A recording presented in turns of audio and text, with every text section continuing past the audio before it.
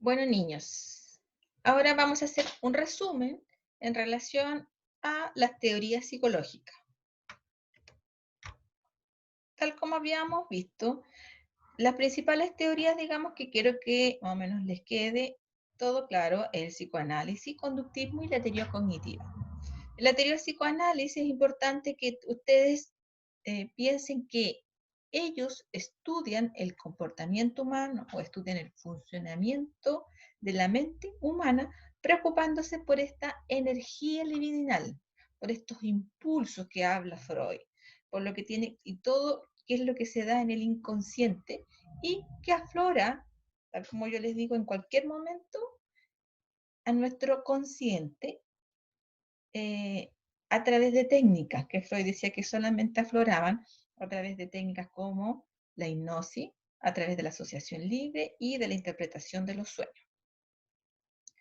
Otro de los elementos que es importante que ustedes conozcan en base a esto es, bueno, después vamos viendo cada uno de los elementos, pero es importante que ustedes conozcan cómo el psicoanálisis ve el inconsciente, el consciente, el yo, el superyo y el ello. Luego, si nos vamos en general al resumen del conductismo, en el conductismo principalmente yo les coloqué Watson, creo que Pavlov y Skinner. Y aquí, ¿cómo nos ven ellos? Ellos ven que las conductas de los individuos son un ámbito de estímulo-respuesta. Dicen que la conducta se compone de elementos de respuesta y que son analizados mediante métodos objetivos. ¿Por qué? Porque ellos estudian solo lo que se puede ver y nuestras conductas obviamente se pueden ver. Por lo tanto, para ellos todo lo que es observable es un método de estudio. Y la teoría cognitiva apareció después y ellos se centran fundamentalmente cómo la conducta humana se aprende. Ellos se tratan de enfocar eso y abarcan los principales principios y técnicas de la teoría del aprendizaje. Aquí está, se basa mucho en lo que mejoran estos de estímulo-respuesta, ya que después más adelante lo siguió mejorando Skinner, la teoría cognitiva lo mejora, por decirlo así. Y ellos utilizan mucho la teoría cognitiva, lo que tiene que ver con el condicionamiento operante y con el aprendizaje observacional. Ellos lo que utilizan es, bueno, ellos hablan de que es un de carácter más científico y una explicación al conocimiento es todo, tiene que ver con en promover el pensamiento y el razonamiento mental. Bueno, las críticas, quizás por ejemplo, tal como le estoy diciendo, el psicoanálisis, ¿qué crítica podríamos ver si lo vemos desde este punto de vista? Bueno, que Freud en su época fue bien controversial porque él fue uno de los primeros que habló de que los niños tenían sexualidad. Entonces, entre comillas, eso fue una de las críticas que en esa época se le hizo la acentuación de lo sexual, tal como dice aquí, por lo que se dijo que Freud injurió y profanó la religión en la infancia. Y otra de las cosas también que se critica muchas veces de Freud, en general del psicoanálisis, es el dogmatismo. Del conductismo, que en general la principal crítica se centró en general en que era muy reduccionista y que nos veía ser humano, estimula, respuesta. Entonces nos veía casi como máquinas, como robots. Y la teoría cognitiva se asociaba mucho, decía que a pesar de todos los esfuerzos, no dejaba muchas veces los aspectos emocionales del ser humano, que no era muy estrictamente objetiva y que nos asemejaba mucho como a un computador. Esas fueron algunas de las críticas que con el tiempo se han ido como, esta teoría de la cognitiva se ha ido mejorando. Si queremos, por ejemplo, como para que les quede bien claro todas las teorías, Sigmund Freud. Aquí, la personalidad, según el psicoanálisis, es como un iceberg, con una pequeña porción visible por encima de la superficie, que esto es consciente. Es decir, son todos nuestros procesos. Me refiero a nuestros recuerdos, a nuestros pensamientos, en general todo lo que a uno se le venga a la mente cuando uno se pone a pensar, eso está todo acumulado o guardado en nuestro consciente. Con un mínimo esfuerzo se nos viene a la mente. El preconsciente, decía Freud, eran los contenidos que no se conocen, pero se pueden traer a la mente con facilidad. Un poco más de esfuerzo, recordando, pero a ver, yo qué hice, cómo lo hice, qué pasó en ese momento, cuántos años tenía, etcétera, también pueden ser recordados. Sin embargo, el inconsciente, tal como está aquí, Freud dice que es esto, imagínense, es el doble casi de nuestro consciente. Aquí dice que está todo lo que no puede conocerse sin un esfuerzo definido, dice, o ni una sí a veces, porque dice que solamente a través del psicoanálisis, que es la cura de la palabra, puede emerger este inconsciente. Se almacenan recuerdos como las primeras infancias, nuestros primeros recuerdos de cuando éramos pequeñitos, de nuestra niñez. Y dice que todo esto está aquí, nuestros recuerdos están enterrados. Sin embargo, esto, como imagínense, como es amplio y tiene tanto peso, esto ejerce influencia, ejerce presión sobre la persona que piensa y que hace algunas conductas. Por lo tanto, cuando Freud habla de que esto muchas veces se libera a través de ciertas acciones, por ejemplo, a través del lapsus, que son errores o equivocaciones que Freud decía que no eran tan así, que de cierta manera era el inconsciente el que estaba aflorando, a través de los chistes, a través de los sueños, porque cuando uno está durmiendo, tiene, eh, ya no existe este mecanismo que reprime nuestras conductas, nuestros pensamientos. Por lo tanto, nuestro pensamiento puede estar libremente, es decir, nuestro inconsciente es el que está trabajando cuando dormimos. Entonces, eso nos envía mensajes. Entonces, los lapsus, los sueños, etcétera, son mensajes de nuestro inconsciente. Luego apareció Erickson, y Erickson era un alumno de Freud, quien trató de alguna manera de mejorar, de acuerdo a su teoría, la teoría de Freud, y la amplió, porque Freud solamente hablaba hasta la adolescencia. Este autor la amplió, que es Erickson, hasta los 60 años. Esta teoría es importante porque todavía es muy utilizada actualmente. ¿Por qué? Porque integra mucho, tal como dice, desarrollo psicosocial, ¿ya? Integra mucho lo que es el entorno social, el contexto y también algo de lo psicológico, por lo tanto, de lo cultural también. Aquí hablaba de que uno, a medida que va creciendo, en este proceso uno tiene que ir, se le presentan ciertos hitos, ¿ya? Y esos hitos, al final, cuando uno logra superar esta etapa, uno adquiere ciertas virtudes. Por ejemplo, el infante, entre que uno nace hasta los 18 meses, uno debería lograr confianza, por decirlo así, ¿ya? Que tiene que ver con esta confianza que uno tiene como para conocer mundos nuevos, confiar en tu padre, ya eres capaz de confiar en tu madre, en las personas que te cuidan. Y eso debería alrededor, hasta los 18 meses, debería generarse. Luego dice que ya el bebé cuando tiene alrededor de 3 años ya sabe que puede confiar en su madre, en su padre, en los que están a su alrededor y es capaz, ya se da cuenta de que el ambiente no es dañino o que el ambiente, las condiciones no son adversas, es capaz de generar autonomía. Por lo tanto, ya es ese niñito que puede salir a gatear, puede salir por lo menos a caminar sin tener tanto miedo. Ya no depende tanto de sus padres. Después tenemos el preescolar. El preescolar aquí lo que desarrolla es la creatividad. Ya es capaz, obviamente, de tener más energía, de comprender un poco más el mundo, porque el preescolar cada vez se relaciona más con su entorno y con otras personas. No es un niño culposo, ni vergonzoso, ni desconfiado, ¿ya? Luego, el niño de 5 a 13 años es este niño que ya está en el colegio. Este niño que ya está, se siente, hace cosas en el colegio, se siente orgulloso de lo que está aprendiendo, le cuenta a su familia de sus logros, etc. Luego tenemos la etapa de ustedes, que sería la adolescencia, donde aquí lo que dice Erickson, que lo que deben lograr ustedes es la identidad. Es decir, ustedes deberían ya alrededor de los 21 años saber quiénes son, qué es lo que quieren de la vida, hacia dónde se proyectan, qué es lo que les gusta, cuáles son sus motivaciones, ¿ya? De alguna manera, lograr conformar esta identidad. Luego, en la edad de alrededor de los 21, 40 años, lo que se busca es la intimidad.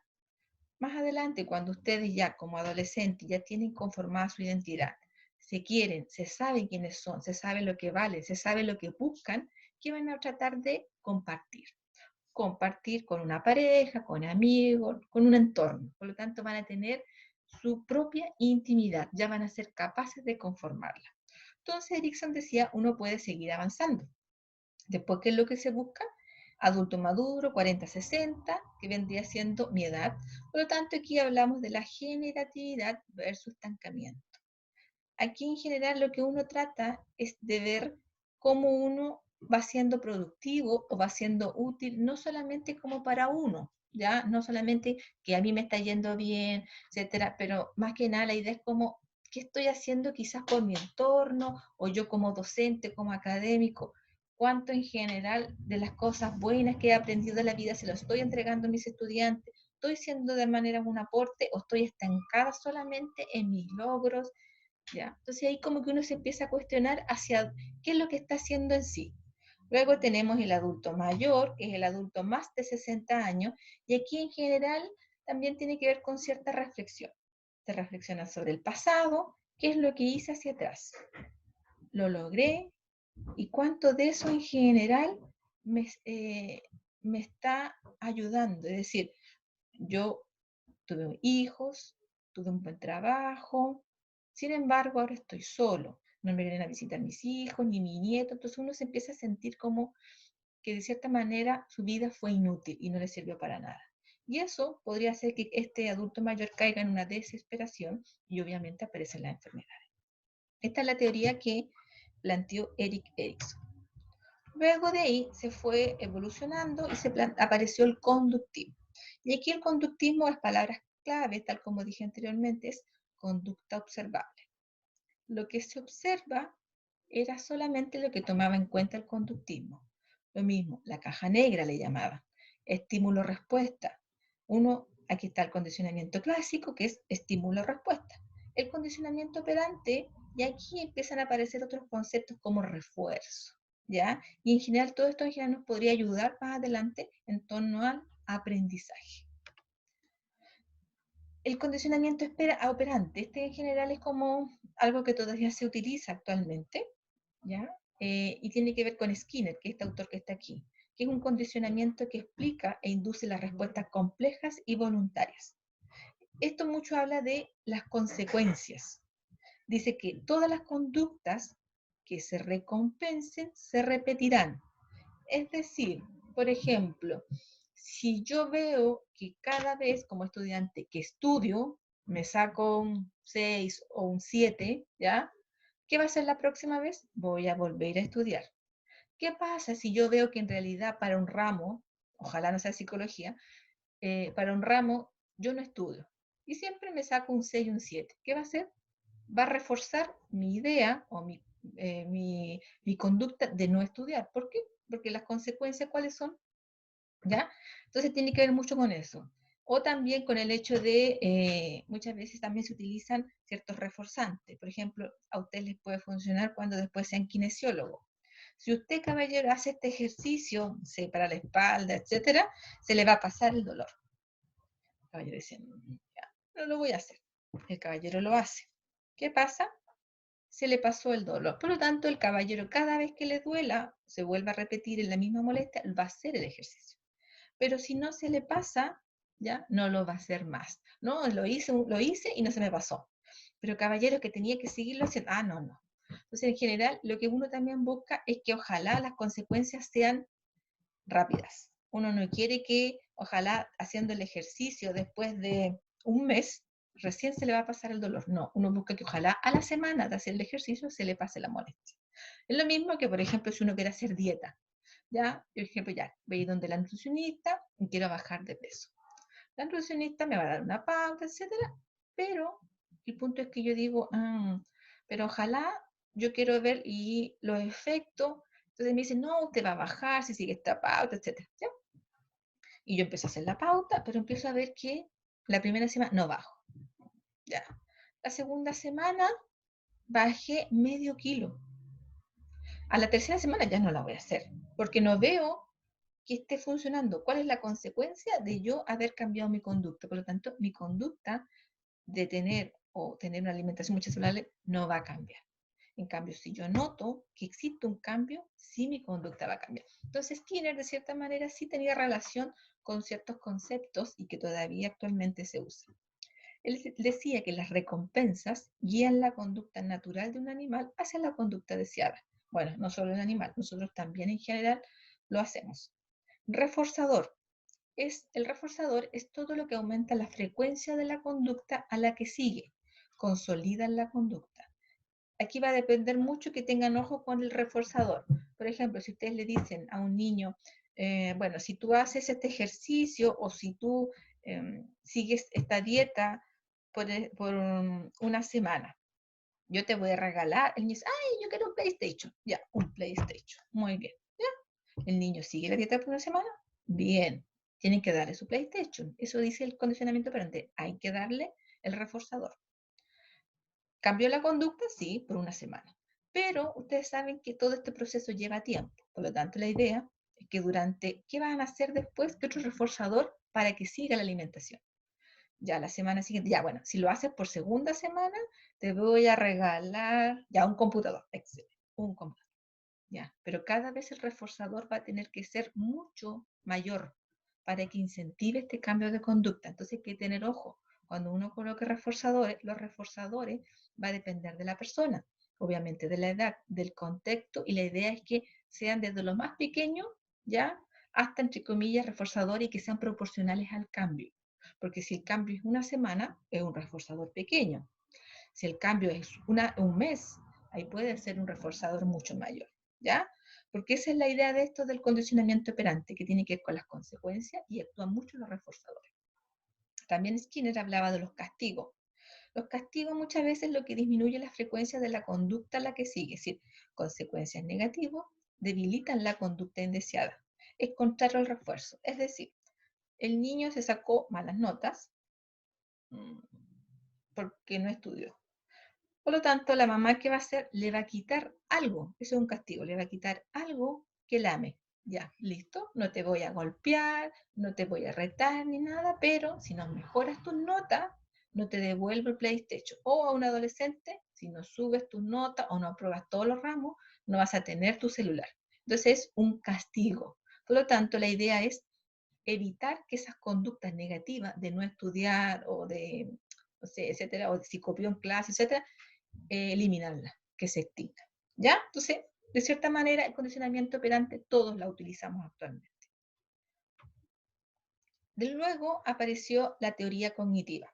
Y aquí Piaget es uno de los más citados, donde él habla mucho de conceptos como la asimilación, la acomodación, la equilibración. Habla de los esquemas, que todos tenemos esquemas cuando aprendemos. Él habla mucho de la teoría cognitiva en sí, cómo nosotros aprendemos, cómo vamos evolucionando desde que somos pequeños y vamos pasando por ciertas etapas. Habla de la etapa sensorio-motor, de la etapa preoperacional, después habla de lo concreto, ya cómo va evolucionando nuestro pensamiento desde lo concreto hasta actualmente, que es la que tenemos en general de los adolescentes hacia arriba, que es la etapa formal, ¿ya? O un pensamiento más hipotético deductivo. Entonces él decía que todo nuestro pensamiento y nuestra manera de aprender era a través de un proceso y por etapas, y tenía que ver con nuestra maduración, no solamente el contexto, sino con nuestra maduración neurohormonal. Eh, Aquí en general ya se empezaron, tal como digo, algunos de estos eh, modelos de estímulo-respuesta se fueron mejorando en la teoría cognitiva. Acá también, luego tenemos, de la teoría cognitiva, tenemos la teoría humanista. La teoría humanista se desarrolló en el siglo XX, en las décadas del 50, 60, y nació como alternativa al conductismo del psicoanálisis. Su finalidad era dar una respuesta diferente, abordando los problemas del ser humano y ofreciendo una perspectiva desde el ámbito salud más que la enfermedad. Cuando hablamos de la teoría humanista es una teoría bastante optimista, ¿ya? Ellos en general no se enfocan en, tal como les dije, en la enfermedad, sino se enfocan en las fortalezas del ser humano, en la bondad, en las virtudes. Aquí está Rogers y en esta teoría humanista les puse Maslow. Tal como dice aquí, ¿de qué se trata la teoría humanista? Ellos estudian la persona como un todo, ¿ya? Es una teoría mucho más integral. Y parte de la idea de que los seres humanos somos innatamente buenos, ¿ya? Él habla que los seres humanos cuando nacemos y llegamos a este mundo somos buenos, llenos de virtudes, y que la sociedad es la que nos corrompe. Por lo tanto, ellos se centran mucho en la libertad, tratan de potenciar, ojalá, el potencial que tiene el ser humano, tratan de potenciar la creatividad. Y bueno, tenemos también otro autor que tenemos Maslow, que él habla de esta pirámide, que es importante que ustedes la conozcan, porque yo creo que la pueden ver en cursos como gestión, administración, etcétera.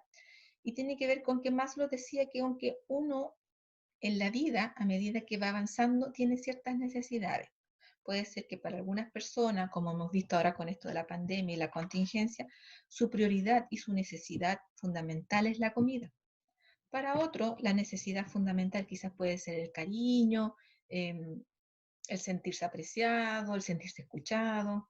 Para otros quizás no, en este momento ellos quieren la autorrealización, quieren lograr éxito, quieren lograr la creatividad, quieren trascender. Entonces, él dice que los seres humanos somos distintos y que tenemos necesidades y que estas necesidades tienen, como se podría decir, cierto orden, ¿ya? Aquí por esta pirámide, ¿por qué? Porque él habla que la mayoría deberíamos tener esto, por eso es más ancha la base, y a medida que vamos, se va enangostando. Entonces aquí imagínense, no todos llegan a tener la cima. Por lo tanto, esta cima, lo primero que uno quiere buscar es las necesidades más fisiológicas, es decir, yo quiero tener comida, quiero ojalá poder dormir mis 8 o 9 horas, quiero ojalá lograr un equilibrio interno, quiero poder respirar, ojalá en un ambiente puro, quiero sexualidad, sí, también, ¿ya? Luego, cuando yo tengo satisfecha algunas de estas necesidades, yo quiero optar por algo mejor, busco seguridad. Necesito un empleo, necesito tener ciertos recursos económicos, una familia, tener un sistema de salud, necesito tener una casa, ¿ya? Entonces, por lo tanto, uno dice, ah, pero hay personas que con eso es suficiente. Sí, puede ser, pero algunas otras personas dicen, no, yo quiero más. Entonces, Maslow decía, bueno, la persona después, ¿qué va a buscar? Todo lo que es como con el afecto. Va a buscar tener amigos, va a buscar los afectos, va a buscar una pareja. Y uno podría decir, ya, con todas estas tres cosas es suficiente. Sí, para algunos es suficiente. Otros quieren seguir ascendiendo en esta pirámide. Otras necesidades tienen que ver con el reconocimiento. Buscan no solo tener este tres tipos de necesidades satisfechas, sino que buscan, ojalá, el respeto de los demás, el respeto del jefe, el reconocimiento de sus compañeros, de sus amigos, de su pareja. O también puede ser exitoso en lo que hace. Hay otros que dicen, yo quiero llegar al máximo, a la cima. Y Maslow dice que esto es lo máximo. Tiene que ver mucho con lograr ciertas virtudes, fortaleza, un potencial que te permite lograr la máxima creatividad, trascender, etcétera, generar conocimiento, etcétera, ¿ya? Por lo tanto, esto es como, por decirlo, es la autorrealización. Y esto, más que nada, quiero que lo recuerden, que tiene que ver con Bandura. Bandura es otro autor que hablaba, que decía, mediante la observación de la conducta de los demás, las personas pueden adquirir habilidades cognitivas y nuevos patrones de conducta. Él decía que en general todo se aprende, como observando. Entonces, le decía que desde que somos pequeños, especialmente hasta los 5 años, 5 o 6 años, el ser humano es como una burbujita y absorbe, como una esponjita, podríamos decir mejor, como una esponja, absorbe lo que mira, lo que escucha, etcétera, y va aprendiendo, ¿ya? Y a través de eso se van moldeando ciertas habilidades cognitivas y las conductas. Es decir, un adolescente agresivo, tal como les puse ahí en una de las diapos, no es agresivo porque sí, no es porque sea innato, no es porque sea algo genético. Bandura decía que porque lo aprendió. lo vio en su casa, lo vio de los vecinos, lo fue aprendiendo a través de los programas que veía en la tele, etc. Por lo tanto, decía que todo se aprende observando. Bueno, aquí, más que nada para que recordarles que vean la clase, para decirle que cualquier pregunta me escriban y terminamos. Aquí con estos 3 mascotitas ya tan tiernos, vayan a descansar.